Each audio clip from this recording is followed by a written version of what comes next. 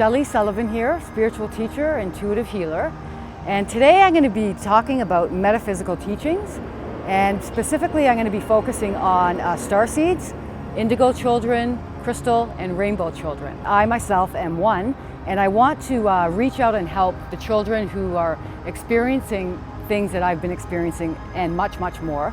And their parents, to help them, give them the tools for the children to deal with what they're experiencing, because they've got hugely important jobs and missions here on Earth.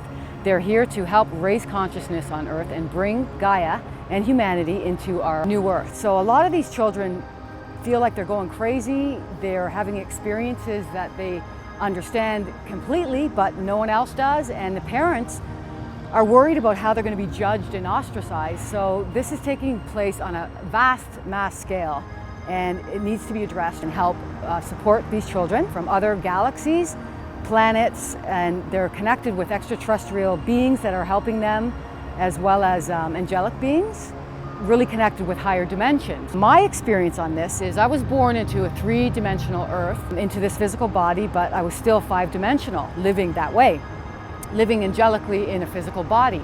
What I had experienced is at a young age, from the time I was born until I was about 7, I would be in my house and I would travel, my higher self would travel ahead of me. For example, higher self would fly down the stairs and look back at my physical body saying, "What's taking you so long?" Constantly this was going on, and it was really fun. I was young and it was like a fun game for me. So once I started to become programmed, taught to be in this physical body and physical three-dimensional Earth, I started to suppress this astral travel abilities and telepathic communication and all the things that I was naturally capable of doing.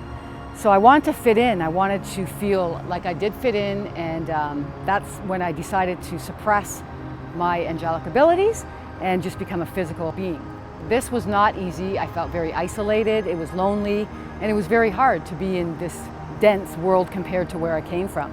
I came from pure love and light. It was hard to be in this world. So once I got to a point where I was able to make my own decisions in the world and independent, I did many different things to try and reach that higher dimension feeling that I had when I came into this Earth. And that would be obsessiveness with exercise, recreational drug experiments, dream state, constantly wanting to be in dream state and be alone just to connect.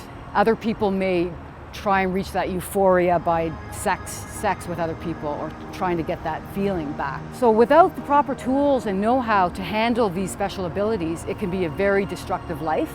And I'm going to teach people how to avoid this. Parents, there's help for you, and the children, you've got a special gift, and you're here on a mission on Earth to bring Earth into the higher consciousness and into the golden age and heaven on Earth. That's where we're going right now. It's happening already. There's many indigo and light workers out there my age and up or younger who wouldn't be considered rainbow crystal children.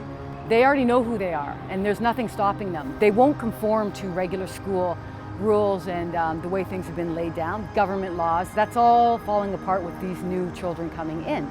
They're very important in our world, and we need to get the word out there that you're totally going to be understood, and we're going to help you to do what you need to do here on Earth. My experience with a child who I met in my neighborhood, back then I didn't know why I was running into him so frequently, but now I know why. He's I believe, probably a crystal child. We met each other one day in the grocery store, and he came up to me, and when our eyes connected, he went into like a trance. And I knew his child because he was at my house last year playing with my son. He's a year younger than my son. And I said, "Do you remember who I am? Miss Sullivan, Sam's mom?" And he said, "Yeah, I remember." And he was just like in a trance. And I said, "Okay, bye." And I drove off, and I thought that was a connection for some reason meant to be. The next day I took my dog for a walk, and I was heading over towards the park, and it was almost dusk. And there's that boy again. And I said, "Hi, how are you?" And he's a sweet, amazing kid. He goes, "Good, great, great." And so we started to talk, and he told me how he, in his dream state, travels to other dimensions and other planets. The one specific that he's from is the sun. And so he travels back and forth, and when he's in the sun, people are covered in like tortoise shells to protect themselves from the heat, and people live in tortoise igloos, and that's how they live. And he loves it there, and he just goes to different places, but that's his favorite place. So he comes back down to Earth, and he's often met with darker energies, which he in order to shun them away from him, he actually raises his frequency of love and light, and that frequency of sound pushes the dark energies away. So this is what he's telling me, and I totally relate. And he's saying, Miss Sullivan, I'm so thankful that you relate with me, and it's so refreshing to have an adult who relates with me. And I said to him, does your mom understand? Can you talk to your mom? And he said, yeah, she actually has me homeschooled now because other people don't understand. And so here he is in a situation where he's homeschooled, which is great because he'll get a much better education that way. And he's got a mother who's supportive of him. And so I really like to see that. But in the case with him, not all parents are on the same support system as this. I volunteered at my son's school for many years, and I've seen the kids grow up. And this one child, this beautiful, thriving, outspoken, hilarious kid who often caused interruption in the class, spoke when he wasn't supposed to, and his parents were really becoming under pressure to get this kid under control. Year after year, he was the nuisance of the class. The year that their parents were pressured to put him on Ritalin, they did. And I saw that child the next year, and he went from being an amazing, thriving, healthy, beautiful child into a vacant. His eyes were clear. He no longer, his higher self could not connect with him anymore. So his soul was not connecting with him anymore. He lost a lot of weight. He was skinny.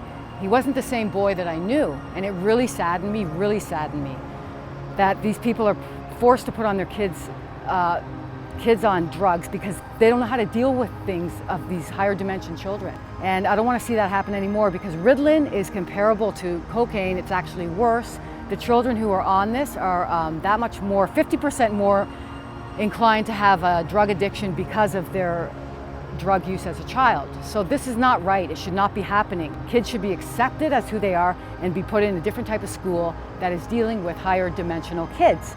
So like I said, ADHD means attention divided into higher dimensions. That's what these children are. They're not disorders.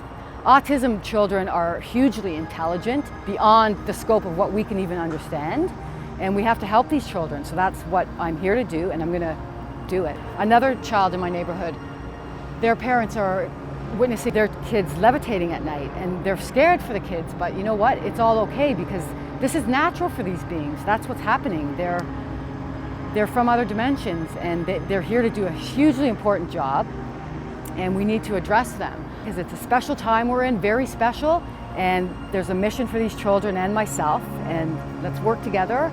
I love you, and thank you for watching.